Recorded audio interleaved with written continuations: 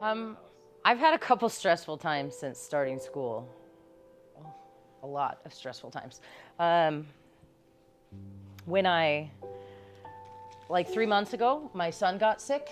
Um, he had what's called immunothrombocytopenia purpura, ITP. So I noticed that he came home and he had a little darkening in his lip, and it looked almost like he bit his lip. It was like a scab, and I thought that was strange. He was 7. Um, this is a week before HESI exam, and I took him to his Cub Scouts that night, and I just kind of was watching him. And all night I was kind of thinking, oh, and when I got him dressed for Scouts, I tied his little neckerchief on, and I saw some little petechiae, little red dots on his chest, and I thought that was strange. So all night when he was at Scouts, I was watching him, and he just seemed a little tired, and my little hamster wheel, student nursing hamster wheel, what could this be? What could this be? And I started thinking it had to be a platelet issue because of these little petechiae. So I called his doctor's office and I made an appointment for him to go in the next day.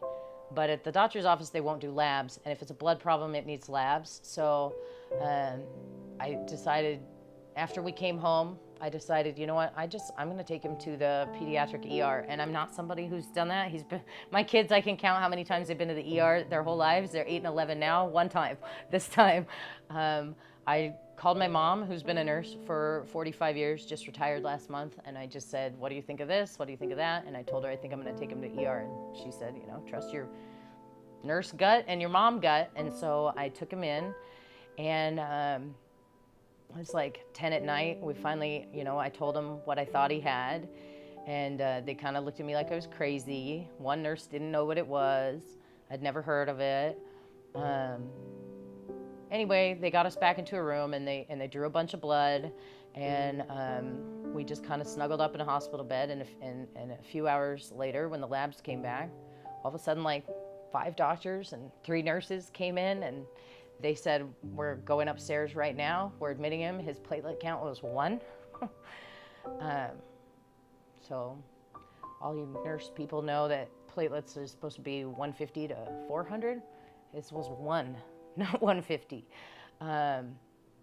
So basically, this is an autoimmune thing. His body had destroyed all its platelets. We were admitted immediately to pediatric oncology and hematology while they ruled out leukemia and meningitis, and came up with the conclusion that he had ITP, the initial condition I thought he might have. And he was admitted for immunoglobulin therapy, prednisone IV treatments, so IgG treatments, possible platelet infusion, but then they just ended up sticking with the IgG treatments, which were really hard on him. And I was stuck in the hospital. They still had COVID lockdown rules here in Washington. One parent, my husband couldn't come, my daughter couldn't come see him. I didn't want to leave him there to get my schoolwork. I had to argue with the hospital administration to finally get a second pass. They agreed to let my mom come sit in the room while I left, and I went home and got my camera, so I could, my schoolwork and my stuff. It was 2 days before HESI exam, and I was living in pediatric ICU with my son, in the same change of clothes, in the same everything for 3 days. And I got my laptop, and I scheduled a one-on-one with my professor from the hospital room, and got on Teams and let her know what was happening. And anyway, we were there about a week, and when we went home, 2 hours later, I took my HESI exam at home in my living room. And he's okay now, thankfully, but that was really difficult. Obviously, I was able to make it work, but barely. And I had understanding professors who understood that I still did my webinar from the hospital room. I just couldn't be on camera because of protecting HIPAA. So obviously that was good how it worked out, but it would have been really easy to give up. It would have been really easy to say, I guess I just can't finish this semester, this is going on. But part of why I'm in school is for my kids. So giving up when somebody gets sick or something, it just isn't an option. I'm not stopping until someone stops me. Otherwise, I'm gonna keep going. So anyway, I also was in the hospital myself during BSN 266. Between 246 and 66, I had a major surgery last April. I had a anterior wall repair, posterior wall, cystocele, rectocele, and total radical hysterectomy. So like a 5-in-1 major surgery. I had this major surgery and I knew that I had clinicals coming for the next semester. My HESI exam here, I had to pass the HESI on the first try because if I had had to take the retake, it would have been while I was in recovery.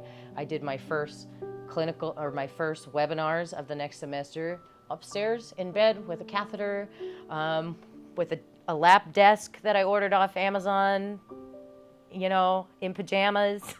I had to communicate with my professors like, I'm here, but I can't be in scrubs because I can't wear pants.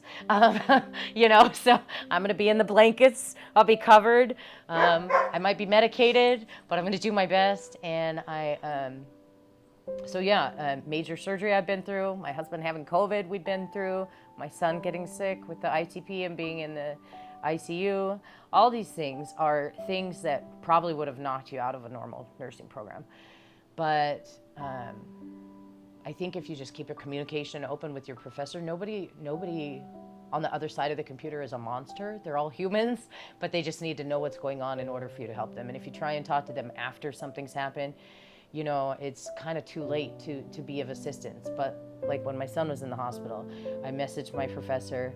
I said, you know, my son's sick. I need to talk to you. I don't know what's going to happen. She kept that communication open with me. She said, let me know if things change or get worse, or if we need to make different accommodations, if you need to reschedule.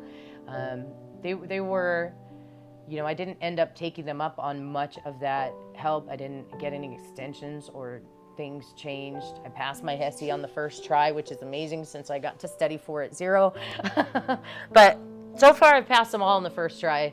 So I'm hoping to, this is my final one this semester. I'm hoping to continue that streak and just finish this last one. But anyway, yeah.